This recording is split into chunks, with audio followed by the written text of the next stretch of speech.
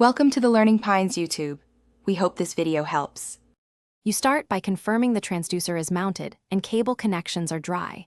This prevents noise and dropouts. Power the fish finder and switch to down imaging.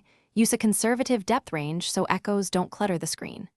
Once done, get moving at 1 to 3 knots and steady your throttle. Speed reduces blur and improves target separation. Make sure the boat runs straight over the survey line and watch the first passes to verify crisp. High contrast returns before adjusting more settings. Now you refine the image. Increase frequency for fine detail on structure, lower it when you need deeper penetration.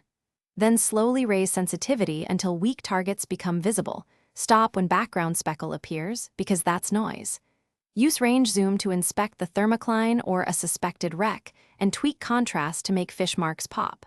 Once done, enable fish icons or waypoint tagging so you can mark targets quickly, and periodically rescan the same line to confirm consistent returns. Finish by committing to targets. Mark waypoints on solid returns and note the depth and bottom type you see. Circle the spot or run a perpendicular pass to tell fish from structure, and use short bursts of throttle to test behavior. If the image blurs or shows excessive clutter, reduce sensitivity, raise the reject/filter, slow the boat, and verify transducer angle. This usually clears false returns.